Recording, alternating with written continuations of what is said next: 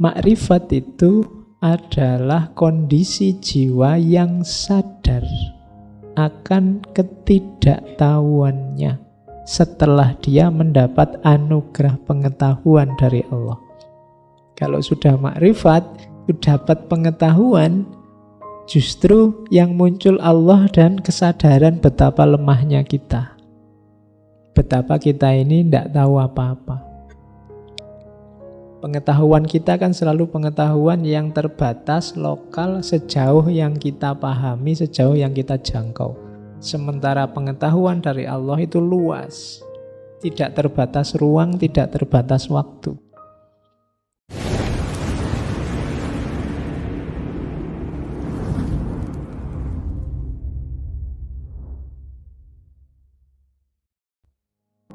Assalamualaikum warahmatullahi wabarakatuh. Bismillahirrahmanirrahim.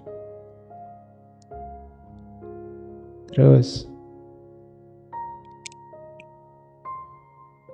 kalau ini musyahadah, di antara ahwalnya seorang sufi adalah musyahadah. Musyahadah itu beda dengan melihat. Musyahadah itu menyaksikan tanpa keraguan. Kalau melihat itu kan biasanya ada jarak. Melihat itu kan saya melihat kalian, aku di sini, kalian di sana. Musyahadah itu adanya di dalam hati, menyaksikan. Aku yakin, aku tahu, pakai hati, tidak ke sana, karena adanya di sini. Jadi musyahadah itu kondisi jiwa seorang sufi yang menyaksikan kehadiran Allah dalam dirinya. Itu musyahadah. Jadi mungkin mata melihat keluar, tapi begitu mata melihat keluar, justru yang muncul di sini adalah Allah. Itu jiwa yang musyahadah. Melihat fenomena yang indah, misalnya kamu ke pantai, pantainya indah sekali ya. Yang muncul di kepalamu bukan pantainya, yang muncul di hatimu bukan pantainya, tapi subhanallah. Allah luar biasa dengan kekuasaannya. Lahirlah pantai yang seindah ini. Yang lahir Allah. Jadi itu jiwa yang musyahadah, selalu menyaksikan Allah dalam dirinya, apapun yang dilihat. Itu musyahadah. Ada orang cantik lewat, iya, subhanallah. Subhanallah bukan nafsu loh ya, tapi asli ini musyahadah. Jadi hadirnya Allah dalam dirimu melihat apapun. Jadi jiwa yang terus-menerus menegaskan kehadiran Allah dalam dirinya, itu musyahadah. Jadi orang yang musyahadah itu dari mulutnya, di antara cirinya itu ya keluarnya pasti namanya Allah. Meskipun yang dilihat dunia, yang dilihat alam semesta, mungkin lihat wajahmu, tapi ya keluarnya Astaghfirullah, Allahu Akbar, Subhanallah, Masya Allah. Itu spontan. Kenapa? Dirinya selalu musyahadah. Jadi salah satu ahwal. Ahwal itu berarti level hasil anugerah dari Allah, hasil daya upayamu. Allah memberikan kondisi jiwa yang sudah musyahadah. Jadi kamu mengalami apapun, melihat apapun, mendengar apapun, melakukan apapun, yang dalam dirimu muncul itu selalu Allah, tidak ada yang lain. Apapun selalu kamu sambungkan dengan Allah. Itulah kondisi jiwa yang musyahadah. Terus makrifat. Imam Junaid punya definisi yang berbeda tentang makrifat. Selama ini kan kita mendefinisikan makrifat itu kondisi jiwa yang tahu segalanya karena anugerah dari Allah. Makrifat itu adalah kondisi jiwa yang sadar akan ketidaktahuannya setelah dia mendapat anugerah pengetahuan dari Allah. Jadi kan kita ini kan pengetahuannya palsu semua, duniawi semua, maya semua. Kemudian kita membersihkan diri, melakukan riyadhah, mujahadah, kemudian Allah melimpahkan ilmunya yang sejati dalam diri kita. Begitu Allah melimpahkan ilmunya yang sejati dalam diri kita, kita baru sadar selama ini betapa bodohnya kita. Itulah makrifat. Jadi kondisi jiwa yang sadar akan kelemahannya, akan kebodohannya, setelah dia mendapat anugerah ilmu, anugerah pengetahuan dari Allah. Kan ada juga orang yang oleh Allah diberi ilmu, diberi anugerah pengetahuan, tapi tidak muncul Allahnya kan. Muncul egonya, muncul kesombongannya, muncul. Berarti jiwanya belum jiwa yang makrifat. Kamu belajar terus paham, merasa, wah pinter aku sekarang, masih ada akunya. Wah ngerti aku sekarang, masih aku. Jadi masih tidak memunculkan Allah. Nah itu berarti kalian belum makrifat. Kalau sudah makrifat, dapat pengetahuan, justru yang muncul Allah dan kesadaran betapa lemahnya kita. Betapa kita ini tidak tahu apa-apa. Pengetahuan kita kan selalu pengetahuan yang terbatas, lokal, sejauh yang kita pahami, sejauh yang kita jangkau. Sementara pengetahuan dari Allah itu luas. Tidak terbatas ruang, tidak terbatas waktu.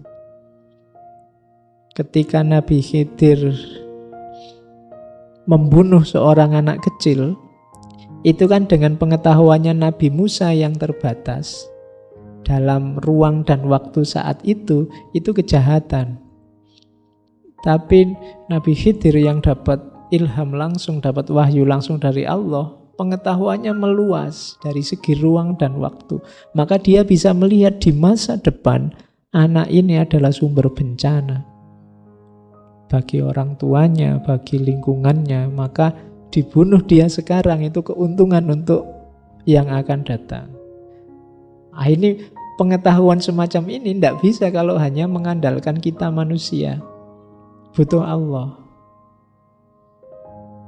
Kesadaran semacam ini, kesadaran makrifat. Kalau hanya pakai Nabi Musa saja, ya ngertinya sekarang, di sini, saat itu, dalam situasi itu, maka membunuh anak kecil kejahatan.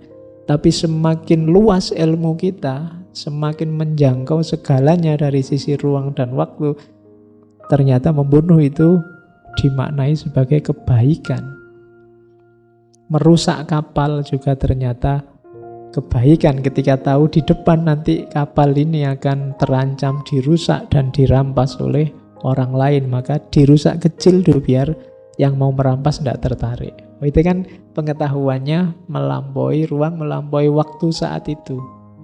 Sementara kita manusia, pengetahuan kita tidak bisa keluar dari ruang dan waktu saat ini. Oke, itu makrifat namanya dalam pandangan Imam Junaid. Nah, ada lagi sahu. Iya. Kalau ini level yang berat sebenarnya bagi seorang sufi.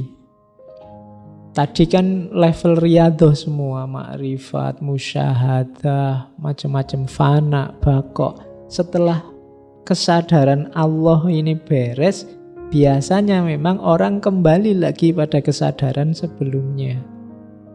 Namanya sahu, kembalinya seorang sufi pada kesadarannya yang awal setelah sebelumnya mengalami fana. Inilah saatnya untuk hidup yang sebenarnya dengan kebersihan hati hasil fana tadi di tengah masyarakat. Mungkin saatnya dakwah, saatnya menulis, saatnya mengajar, saatnya memberdayakan orang lain. Nah, itu level sahu. Allah mengembalikan sufi kepada keadaannya semula agar dia dapat menjelaskan bukti-bukti dari rahmat Tuhan kepadanya. Inilah saatnya cahayanya ditampakkan pada orang lain. Makanya ada sufi-sufi di sekitar kita yang oleh Allah dibawa ke level ini. Biar kita mengenali keberadaannya, kita bisa terpancar oleh cahayanya, kemudian kita tertarik untuk mengikuti beliau. Cuma ini berat bagi sufi-sufi, itu lebih enak tidak ada yang kenal. Makanya banyak sufi yang kalau dibongkar kesufiannya, beliau tidak berkenan. Karena begitu orang tahu dia sufi, akan sangat berat menjaga levelnya, level kedekatannya, level kebersihannya. Jadi kita harus berterima kasih pada para sufi yang mengizinkan dirinya dikenali, sehingga kita bisa belajar dari mereka. Ini perjuangan sangat berat bagi para sufi. Karena kalau tidak ada orang yang tahu, lebih mudah untuk menjaga kebersihan dirinya. Tapi begitu banyak orang yang tahu, dia akan berat. Nah, ini level sahu, makom sahu.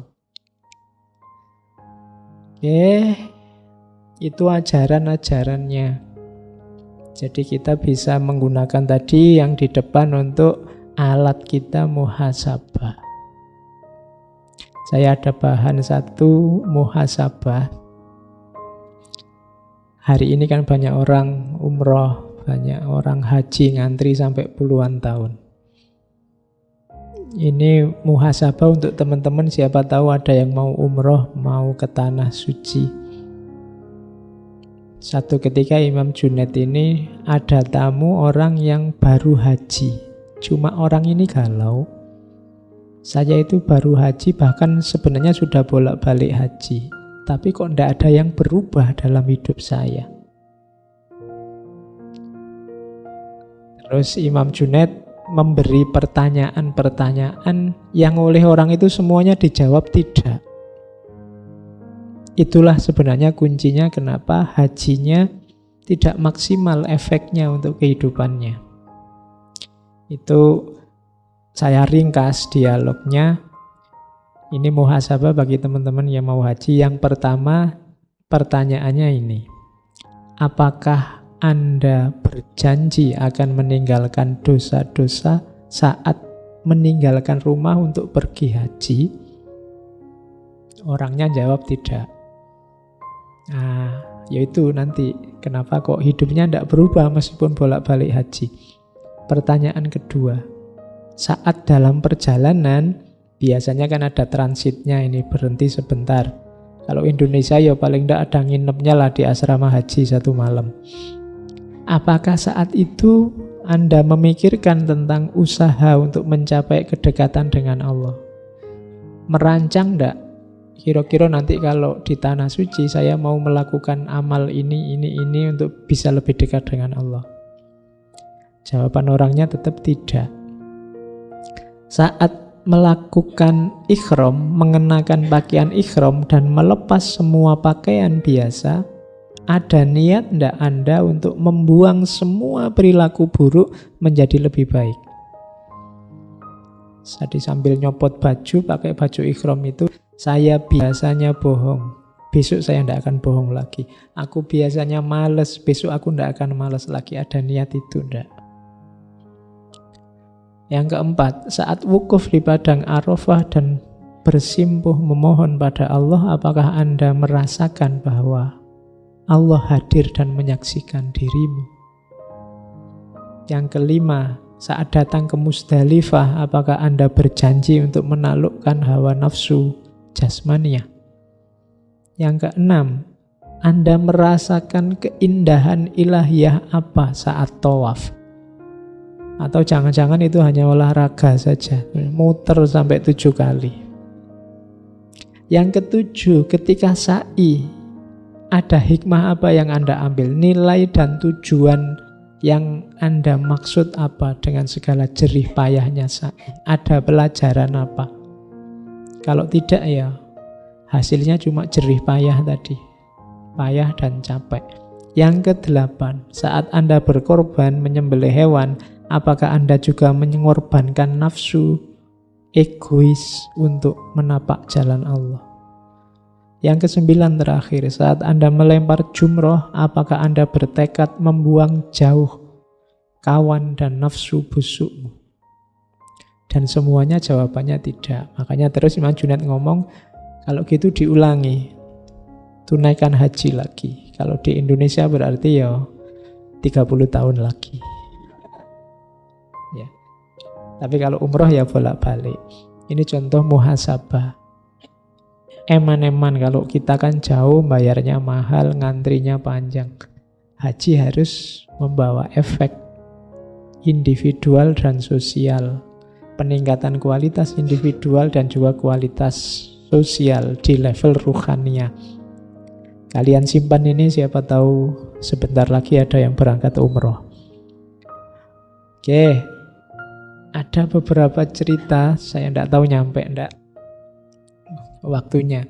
Ini cerita ketika Imam Junaid harus memutuskan hukuman untuk Abu Mansur Al-Hallaj.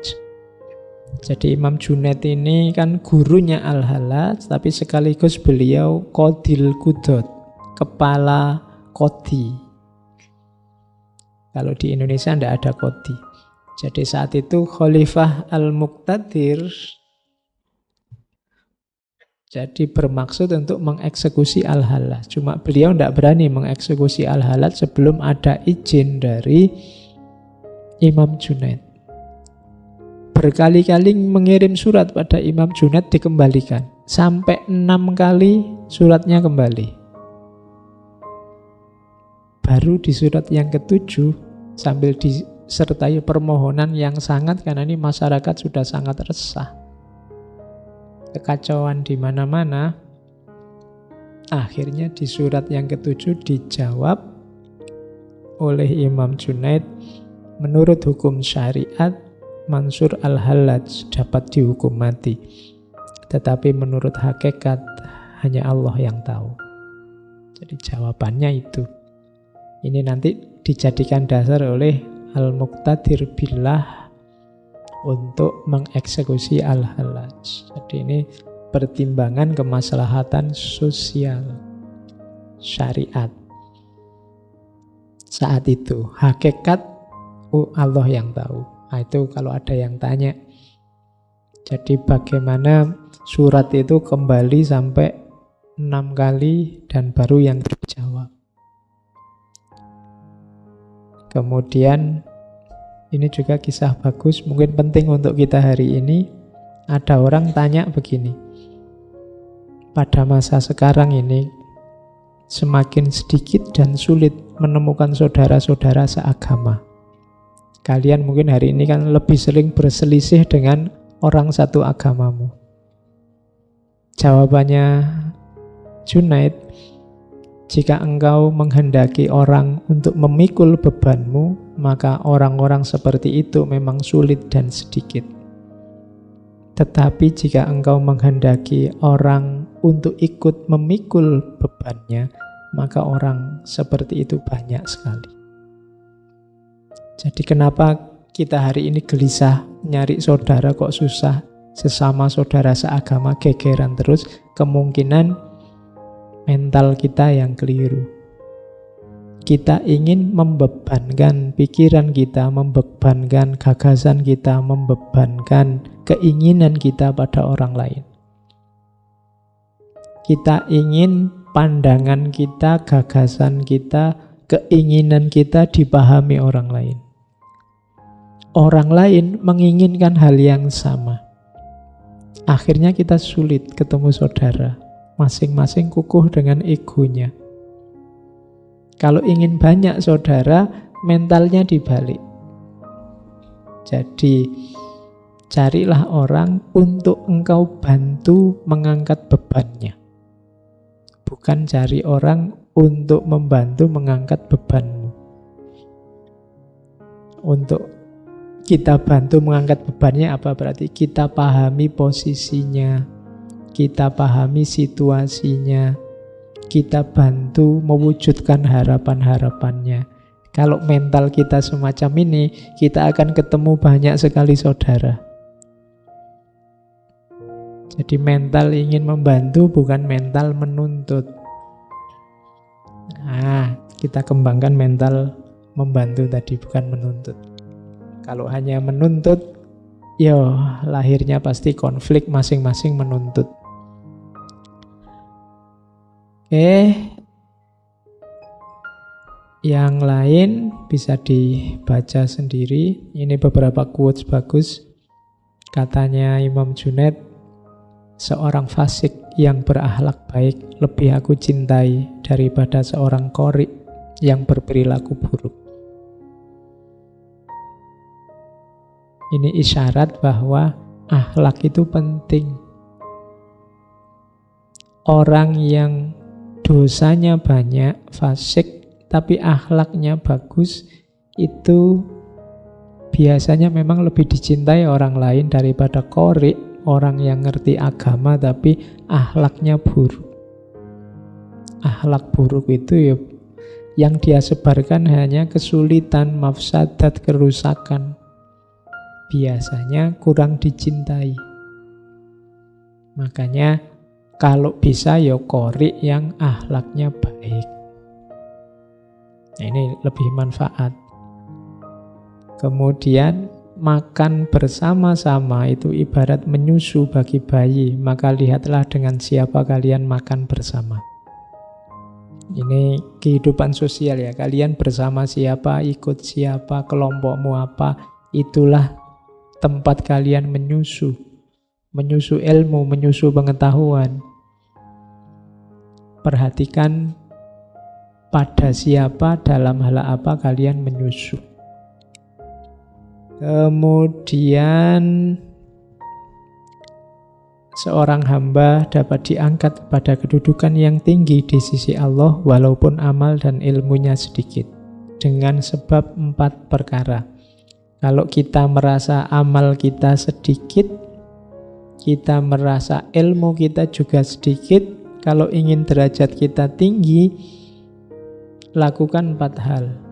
Murah hati, rendah hati, dermawan, dan berakhlak baik. Ini bisa menyaingi orang-orang yang ilmunya luas dan amalnya juga banyak untuk meningkatkan derajat kita. Ada 3 hal bagi orang awam yang dapat menjadi hijab dari Allah. Yang pertama makhluk, yang kedua dunia, yang ketiga nafsu. Tapi kalau orang khawas, hijabnya 3 juga. Yang pertama pamer amal baik, yang kedua mencari pahala, dan yang ketiga pamer nikmat. Jadi saya tidak tahu kita ada di level mana, tapi jangan sampai punya 6-6-nya. Itu kan 3 untuk awam, 3 untuk khawas. Jangan-jangan kita sudah awam pamer lagi. Kalau orang khawas ya ada yang dipamerkan. Kalau kita tidak ada yang dipamerkan tapi nekat pamer. Itu masalah. Oke, saya kira itu Imam Junaid. Nah, ini cerita beliau menjelang wafat. Jadi sebelum Imam Junaid wafat hari Jumat tahun 910 Masehi. Menjelang wafat, Imam Junaid itu dikelilingi oleh sahabat-sahabatnya. Terus beliau sholat sunnah. Cuma karena sakit, sholatnya sambil duduk. Sampai kakinya tidak bisa digerakkan lagi. Ada yang sampai ruhnya sudah mulai diangkat dari kaki. Karena sudah tidak bisa bergerak, sahabat-sahabatnya sudahlah diakhiri sholatnya berbaring saja. Terus Imam Junaid berbaring. Tapi beliau tidak mau diam, sambil berbaring ngaji Al-Quran. Hafalan pasti beliau hafal Quran. Sampai khatam. Sampai sekali khatam. Diulang lagi cuma sampai surat Al-Baqarah ayat 70 terus diambil oleh Allah. Jadi 1 khataman plus 70 ayat surat Al-Baqarah. Jadi sholat sunnah bolak-balik ditambah sekali khatam plus 70 ayat surat Al-Baqarah. Itu sebelum beliau meninggal. Nggak usah tanya husnul khotimah atau tidak kalau kayak gini ya. Ya mesti. Oke, saya kira itu teman-teman.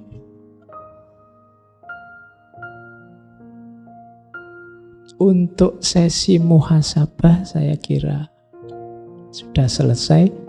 Teorinya sudah ya, tinggal prakteknya. Ya, silahkan sudah ada bekal 3 orang tokoh. Nanti malam tahun baruan bisa dipakai untuk muhasabah di kamarnya masing-masing.